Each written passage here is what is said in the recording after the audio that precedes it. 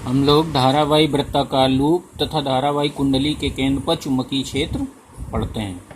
माना ए त्रिज्या का एक वृत्ताकार धारा लूप है, इसमें आई धारा बह रही है, इसके केंद्र ऊपर चुंबकीय क्षेत्र बी की गणना करनी है। तो ये धारा लूप दिखा दिया गया है, इसमें एंटी क्लॉकवाइज अर्थात वामावर्त धारा बह रही है और इसकी केंद्र O है और त्रिज्या ए है। तो बायो-सवर्ट के नियम से धारा लूप के सूक्ष्म अवयव डीएल के कारण केंद्र ऊपर चुंबकीय क्षेत्र, तो चाहे कहिए धारा अवयव आई डीएल के कारण केंद्र ऊपर चुंबकीय क्षेत्र डीवी बराबर म्यू नॉट अपान 4 पाई आई डीएल साइन थीटा की जगह साइन 90 लिखेंगे अपान ए स्क्वायर।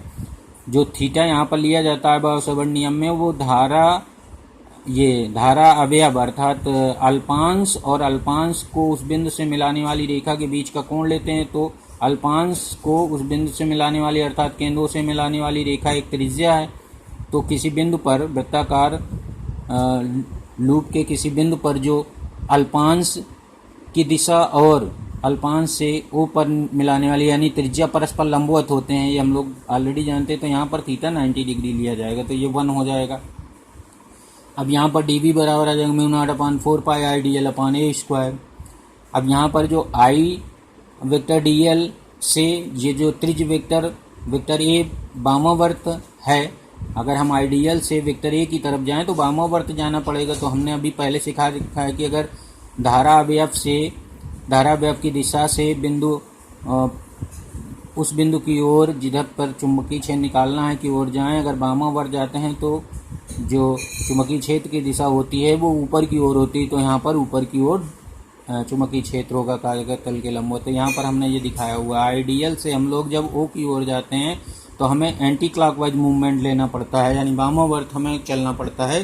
तो O पर हमें चुंबकीय क्षेत्र ऊपर को मिलेगा। अब इसको हम दाएं हाथ की हथेली के नियम या मैक्सवेल के दक्षिणावर्ती पेंच के नियम से भी ज्ञात कर सकते हैं। तो दाएं हाथ की हथेली के नियम से कहें तो ये बनेगा हमारा, ये धारा हो गया अंगूठा और उंगलियां उस बिंदु की ओर इशारा करती हैं जहां पर हमें चुंबकीय क्षेत्र निकालना होता है। तो O की ओर उंगलियां हो गई। तो इस प्रकार जो हथेली के लंबवत धक्का देने की दिशा ऊपर की ओर होगी, तो इस पॉइंट पर O पर चुंबकीय क्षेत्र कागज तल के लंबवत ऊपर की ओर हो जाएगा। अब यहीं पर अगर धारा क्लॉकवाइज बह रही होती, दक्षिणावर्त बह रही होती, तो हमारी उंगली इस तरह से होती ऐसे, तो हथेली नीचे की ओर रहती, उंगलियां तो हमेशा O की ओर रहेंगी, धारा जो है वो पलट जाती, इधर को हो जाती क्लॉकवाइज में, तो चुंबकीय क्षेत्र की दिशा नीचे की ओर हो जाती है। तो अगर किसी धारा लूप में धारा एंटी क्लॉकवाइज है तो चुंबकीय क्षेत्र उसके केंद्र पर कागज तल के लंबवत ऊपर की ओर होता है, और अगर क्लॉकवाइज धारा होती है, दक्षिणावर्त होती है, तो चुंबकीय क्षेत्र कागज तल के लंबवत नीचे की ओर होता है। अब इसमें और आगे पढ़ते हैं। इसी प्रकार अगर हम अन्य धारा लूपों धारा अवयव आई डीएल के कारण या अल्पांश कह लीजिए डीएल के कारण O पर चुंबकीय क्षेत्र निकालें, तो डीबी की दिशा उसके कारण जो चुंबकीय क्षेत्र होगा डीबी की दिशा वो ऊपर की ओर होगी सभी अल्पांशों के कारण। तो केंद्र O पर संपूर्ण धारा लूप के कारण चुंबकीय क्षेत्र जो बी लेंगे वो म्यू नॉट अपान 4 पाई आई अपान ए स्क्वायर, और इंटीग्रेशन कर लेंगे integration for close loop DL. तो ये जो इंटीग्रेशन फॉर क्लोज लूप का मतलब है कि इन डीएल को हम लोग जोड़ लेंगे, 1 डीएल प्लस 2 3 4 5 6 सारे डीएल जोड़ेंगे, तो इसका मतलब हो जाएगा पूरी परिधि यानी 2 पाई ए। तो इंटीग्रेशन डीएल की जगह पर हम लोग 2 पाई ए लिख देते हैं, यहाँ 2 पाई ए लिख देंगे तो ये पाई पाई कट जाएगा, ये कट जाएगा और 2 से 4 कट जाएगा, तो ये आ जाएगा म्यू नॉट अपान 2 आई अपान ए। तो ये चुंबकीय क्षेत्र आ जाएगा धारा लूप के केंद्र पर, न्यूटन पर एम्पियर मीटर या वेबर पर मीटर स्क्वायर, तो ये इसकी यूनिट हो जाएगी। यदि धारा लूप n हो, यहाँ पर एक धारा लूप है और अगर इस प्रकार के n धारा लूप रखे हों, तो n धारा लूप होने पर उसको हम n फेरों की धारावाही वृत्ताकार कुंडली कहेंगे।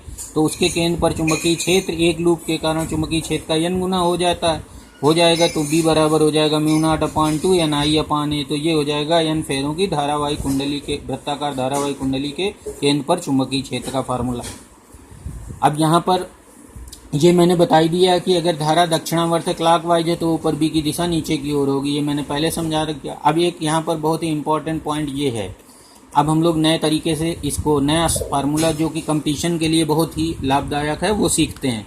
ये मान लेते हैं कि ये जो अल्पांश है डीएल वो लूप के केंद्र पर थीटा कोण बनाता है, तो इसके दोनों किनारों को हमने मिलाया, ये थीटा कोण। तो अब कोण बराबर चाप बटे त्रिज्या सूत्र से थीटा बराबर हो जाएगा चाप डीएल बटे त्रिज्या ए। तो डीएल बराबर हम लोग यहाँ से ये थीटा निकाल लेते हैं और इस डीएल का मान हम लोग यहाँ बायो सेवर्ट के नियम में यहाँ पर रख देते हैं आगे। तो डी बी बराबर आ जाएगा म्यू नॉट अपान 4 पाई आई ए थीटा अपान ए स्क्वायर, ए कट जाएगा तो डी बी बराबर म्यू नॉट अपान 4 पाई आई थीटा अपान ए। ये फार्मूला यूज करेंगे हम लोग, सवालों में भी यूज करेंगे, कंपटीशन के लिए तो बहुत ही इंपॉर्टेंट है। और यहाँ पर थीटा का मान जो लिया जाता है वो हमेशा रेडियन में लिया जाता है।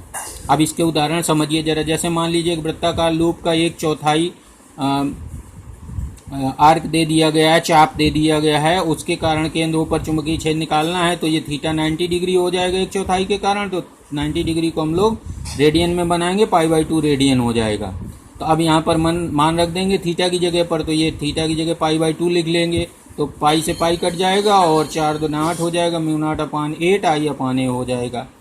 और यहाँ पर अगर हम मान लीजिए कोई चाप धारा जिसमें बह रही है तो केंद्र ऊपर 30 अंश का कोण बना रहा है, तो थीटा बराबर π/6 ले लेंगे और इससे हम लोग निकालेंगे तो पाई पाई कट जाएगा, 6 चौक 24, यानी डी बी बराबर हो जाएगा म्यू नॉट अपान 24 आई अपान ए। तो इस फार्मूले से, इस वाले से कितने भी चाप को बताया गया, कितने भी चाप के कारण केंद्र ऊपर चुंबकीय छेद निकालना हो हम इस फार्मूले से निकाल लेंगे। चाप द्वारा केंद्र पर बना कोण रेडियन में रख लेंगे और चुंबकीय छेद उस केंद्र पर निकल आएगा।